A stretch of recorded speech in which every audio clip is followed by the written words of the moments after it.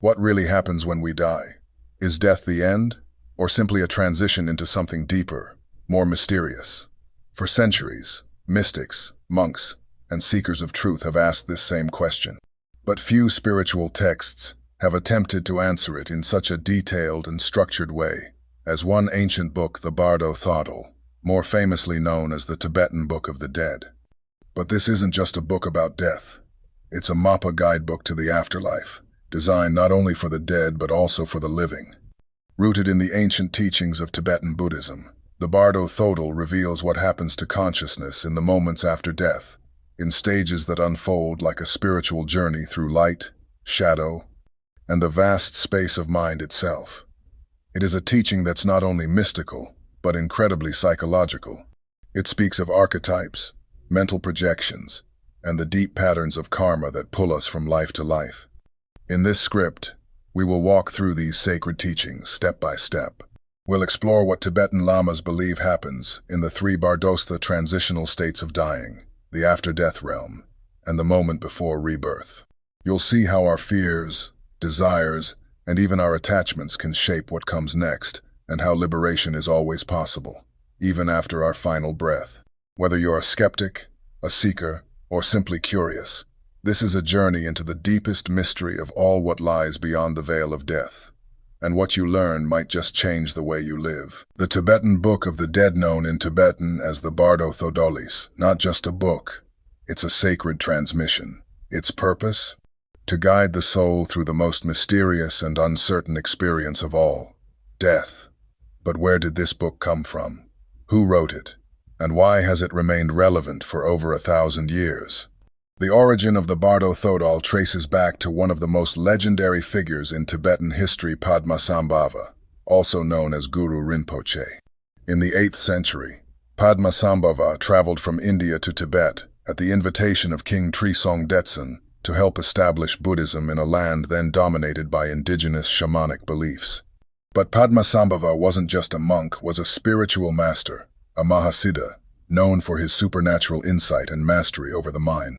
Seeing how people feared death and remained trapped in cycles of suffering, called samsara, Padmasambhava sought to create a manual for the afterlife, a guide to help souls navigate the transitional states after death, known as bardos. These are not places, but states of consciousness, and they are said to occur after the body dies but before the soul is reborn. To preserve this sacred teaching, he entrusted it to one of his closest disciples, Yeshe Sogyal, who recorded and concealed the text as a terma hidden treasure. It wasn't meant to be widely known until humanity was ready. It was rediscovered centuries later by a Turtun, a treasure revealer, Karma Lingpa, in the 14th century. The name Bardo Thodol means liberation through hearing during the intermediate state. That's right, this book is not just meant to be read. It was designed to be read aloud to the dying, so that their soul, in its disembodied and impressionable state, could recognize the truth and attain liberation. So why was it written? Because death is not considered the end in Tibetan Buddhism. It is a gateway, a rare opportunity. According to this view, at the moment of death, the ordinary mind dissolves, and the true nature of reality is revealed, a brilliant, clear light. But without training, most people miss this moment. They become afraid, confused, and attached to illusions. The Bardo Thodol acts as a guide, reminding the soul of what is real, helping it navigate frightening visions, karmic illusions, and ultimately, pointing the way toward enlightenment. This is not mythology. It is a spiritual technology, psychological and metaphysical toolkit designed to free the mind when it's most open and vulnerable. By understanding where the Bardo Thodol comes from and the sacred intention behind it, we begin to see it not as a relic of the past, but as a living map, one that can help us prepare for death and transform the way we live. The moment of death is perhaps the most misunderstood, feared, and yet most spiritually significant event in a human life. According to the Bardo Thodol, this moment marks the beginning of the Chikai Bardothi, Bardo of the moment of death. It is not just about the end of physical life, but the opening of a profound spiritual gateway. In Tibetan Buddhist understanding, when we die, the 5 elements that compose our physical and energetic body, earth, water, fire, air, and space begin to dissolve one by one. As this dissolution occurs, specific sensations, visions, and inner shifts take place. The body becomes heavy, the breath slows, warmth leaves the limbs, and the world begins to fade. But then, something extraordinary happens. After the dissolution of the physical form, consciousness is released from its earthly constraints. In this first Bardoth, Chikai Bardoth mind encounters the clear light of ultimate reality. This is not a metaphor. It is described as a dazzling, boundless light of radiance that transcends all human comprehension. Tibetan masters say this is the true nature of mind itself, what some call the higher self, Buddha nature, or even God consciousness. For those who are spiritually prepared, this is the supreme moment. If one can recognize this light and surrender to it without fear, instant liberation is possible. This is what Tibetan Buddhists call nirvana freedom from the endless cycles of birth, death, and rebirth. But here lies the problem. For the average person, untrained in meditation or unfamiliar with the nature of consciousness, the intensity of the clear light can be overwhelming. Instead of merging with it, the soul reacts with fear, confusion, or clings to past identities and desires.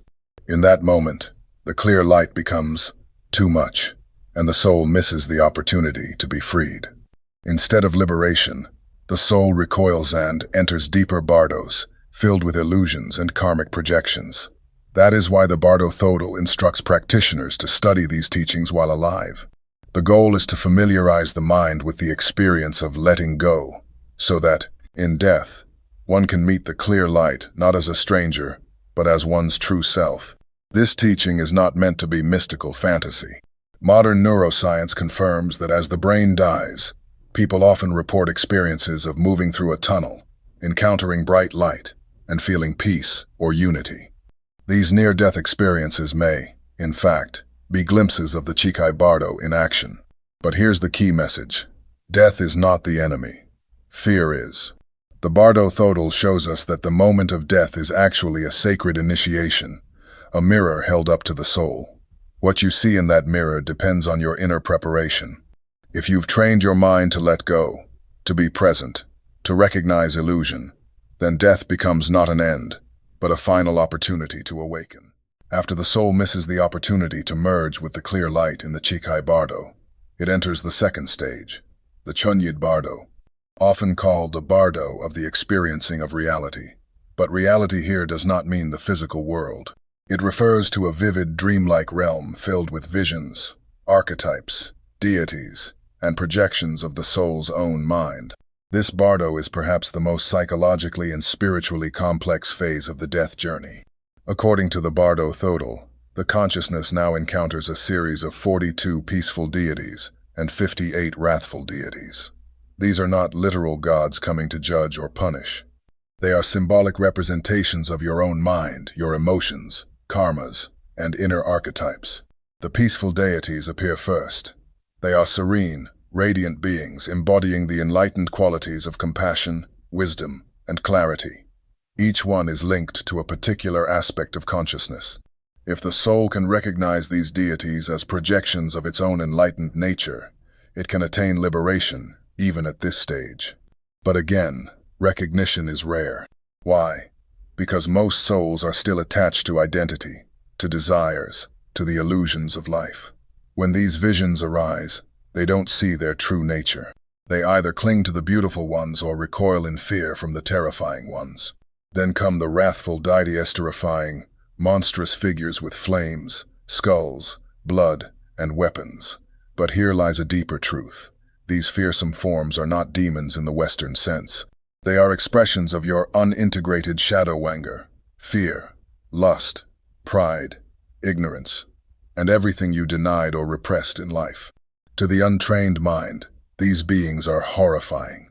But to the awakened, they are simply fierce compassion in disguise, burning away delusion. If you recognize them, you realize there is nothing to fear. They are you, and in that moment of realization, the illusions dissolve. Liberation is possible again. But if the soul fails, again overwhelmed by fear, confusion, or desire, it spirals deeper into the karmic cycle.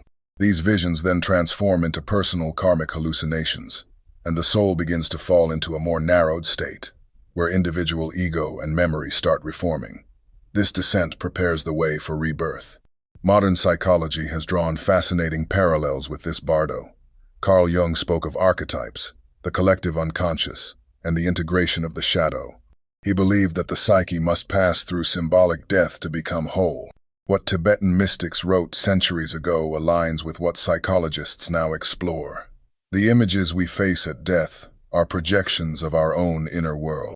The Chonyad Bardo is not just a mystical idea. It teaches us that life and death are mirrors. Whatever we refuse to face, now our trauma, ego, desires will confront us later. Death doesn't free us from our minds. It magnifies them. The solution is not escape, but preparation. Meditation, shadow work, and self-inquiry help us learn to recognize these inner projections. If we master our mind now, the next stage becomes not a nightmare, but an opportunity to awaken through illusion. Having passed through the intense visions and illusions of the Chonyad Bardo, the soul enters the final stage of its journey, the Sidpa Bardo, or the Bardo of becoming. This phase marks the crucial moment when the soul prepares to take on a new physical form, guided by the accumulated karma and mental impressions from past lives. In Tibetan Buddhism, death is not an end but a transitiona process that flows continuously from one existence to the next. The Sidpa Bardo represents this liminal space where the soul, no longer bound by its old body, is drawn towards rebirth. It is described as a realm filled with karmic forces and powerful emotional impulses that shape the soul's next incarnation. During this stage, the soul is said to experience visions related to conception and birth, such as images of couples in union and the emergence of a new life. These are symbolic representations of the soul's attraction to the physical world and the deep desires that compel it to return. The soul feels an irresistible pull driven by attachment, fear, desire, and habit, which acts like a magnetic force drawing it toward a new body. However, this choice is often unconscious. The soul does not actively pick its next life, but is influenced by karmic tendencies, the residual energy of past actions, thoughts, and emotions. This karmic imprint acts like a blueprint, determining the circumstances, family, and conditions of the next birth. If the soul carries more positive karma, it may be drawn toward a favorable rebirth. If negative, it may face hardship or suffering. The Tibetan Book of the Dead advises that during this stage, the soul should maintain calm and awareness, recognizing that the visions and urges it experiences are temporary and illusory. With mindfulness, the soul can avoid becoming trapped by attachment or fear, opening the door to possible liberation, even at this final threshold. Many Tibetan practitioners use meditation and preparation during life to develop this very awareness. By understanding the nature of desire and attachment before death, they train their minds to stay centered in the Sidpa Bardo. This practice increases the chances of breaking free from the cycle of rebirth altogether, reaching what is called nirvanathi state beyond suffering and endless reincarnation. The Sidpa Bardo illustrates a powerful spiritual truth. Our lives and deaths are interconnected through the karma we create. The actions we take, the emotions we nurture, and the thoughts we hold shape not only this life but all the lives that follow. This stage invites us to reflect deeply on the nature of desire and attachment. What do we cling to so tightly that we can't let go? What fears compel us to seek safety in the familiar Revan if it means repeating suffering? Understanding the Sidpa Bardo teaches that liberation is possible when we consciously release these attachments. It offers a message of hope. Even at the moment of death, there is an opportunity for transformation and freedom. In the next part, we will explore how this cycle of death and rebirth connects to our everyday spiritual practice and what modern science says about consciousness beyond the physical body. The journey through the Bardos, as described in the Tibetan Book of the Dead, is not only a profound map of what happens after death, but also a powerful guide for living a conscious and meaningful life. Understanding these transitional states offers insights that extend far beyond the moment of dying. They invite us to examine our waking reality, our awareness, and how we relate to life itself. At its core, the Bardo teachings emphasize mindfulness, detachment, and awareness. These qualities are essential not only for navigating death but also for facing the challenges, distractions, and attachments that define our daily existence. When we learn to recognize the illusions, fears, and desires that influence our thoughts and actions, we begin to uncover the true nature of the mind, a mind that is inherently free and luminous beneath layers of conditioning. Modern science has started to explore these ancient spiritual insights in fascinating ways. Research in neuroscience and consciousness studies points to the idea that our awareness might not be limited to the physical brain alone.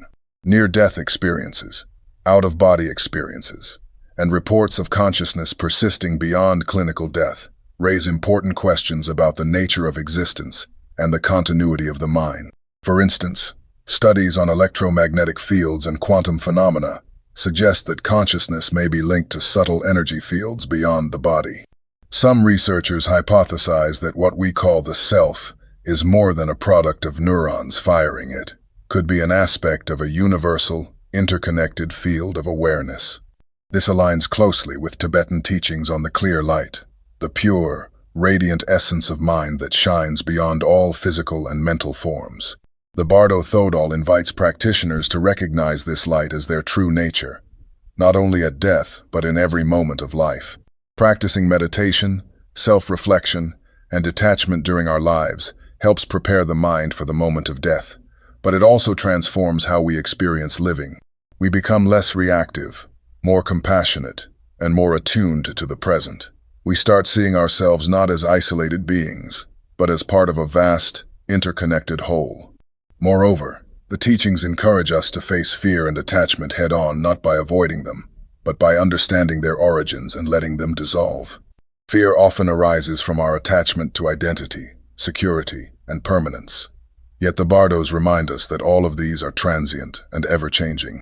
This perspective can radically change how we approach problems, relationships, and even the concept of death itself. Rather than something to dread or ignore, death becomes a passage, a gateway to transformation and possibly liberation. In this way, the Tibetan Book of the Dead is not merely about the afterlife, but is a manual for spiritual awakening, a practical guide for living fully, consciously, and fearlessly. In the next part, we will explore the significance of spiritual preparation in daily life and how ancient Tibetan practices can help us face death with courage and clarity. Preparation for death is a vital theme throughout the Tibetan Book of the Dead, and its teachings offer practical methods to face this inevitable moment with courage, clarity, and peace. Unlike many cultures that avoid talking about death, Tibetan Buddhism embraces it as a natural and essential transition zone that can be navigated skillfully with the right understanding and practice. The key to preparation lies in training the mind throughout life, so that it can remain calm and lucid when confronted with death. Tibetan practitioners engage in meditation, visualization, and contemplative exercises specifically designed to cultivate awareness of the Bardoste intermediate states between death and rebirth. These practices are not morbid or fearful, but are empowering tools for transformation. One central practice is called Phawa, the transference of consciousness. This technique aims to consciously direct the mind at the moment of death towards the clear light, bypassing confusion and fear. By practicing Phawa regularly, the practitioner develops the ability to maintain awareness during the death process, increasing the chances of liberation. Another powerful practice is the recitation of the Bardo Thodol, or Tibetan Book of the Dead itself. Traditionally, this text is read aloud to the dying or deceased to guide their consciousness through the Bardos. However, it is also studied and contemplated during life to familiarize the mind with the stages of death and what to expect beyond. This mental rehearsal helps reduce fear and builds confidence in the transition process. The practice of mindfulness of death, known as Maranasatius, also deeply integrated into Tibetan spiritual training. This involves regularly reflecting on mortality, impermanence, and the transient nature of life. By contemplating death daily, individuals cultivate detachment from worldly attachments and develop a deeper appreciation for the present moment. Such preparation has psychological benefits as well. When death is approached with awareness and acceptance, it reduces anxiety and existential fear, which are common in many societies. It allows people to live more fully, prioritizing meaningful experiences and relationships rather than postponing life due to fear of death. Interestingly, these Tibetan practices also resonate with modern therapeutic approaches. Techniques like mindfulness, meditation, and acceptance-based therapies help people face their fears, including the fear of death, in healthier ways. This convergence of ancient wisdom and contemporary psychology shows how universal and enduring the insights about death truly are. Ultimately, the Tibetan Book of the Dead teaches that death is not to be feared but understood as a profound opportunity for awakening.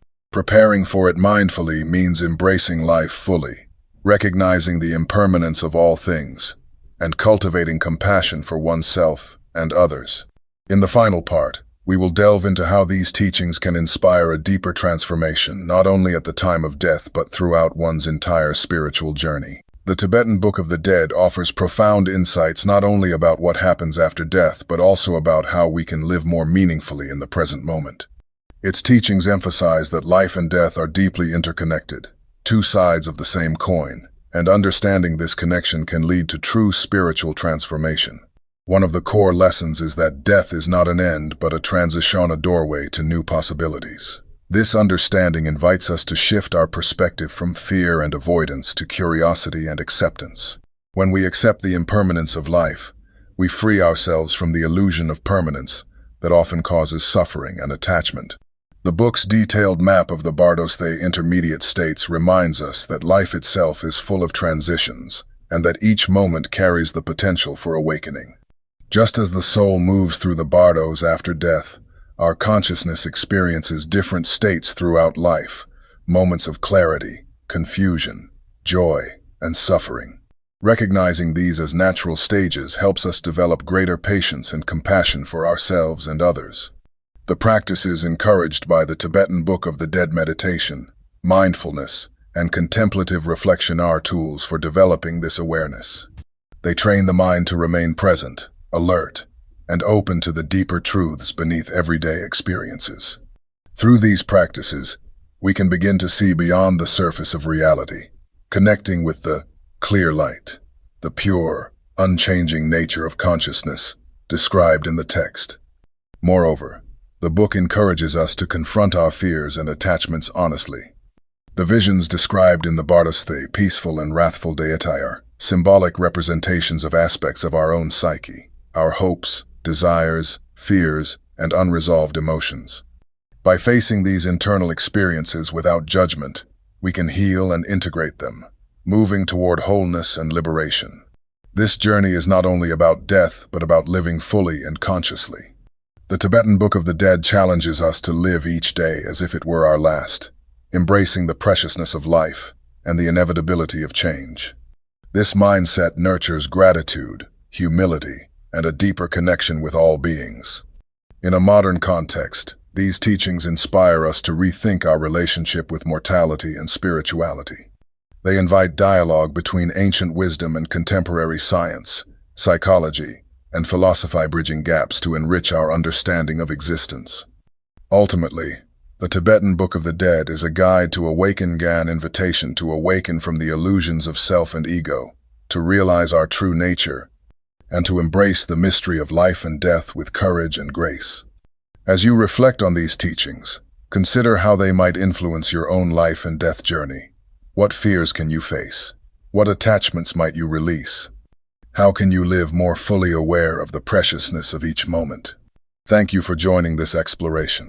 If this journey into the mysteries of death and consciousness resonated with you, please share your thoughts, subscribe for more insights, and continue seeking the deeper truths that connect us all.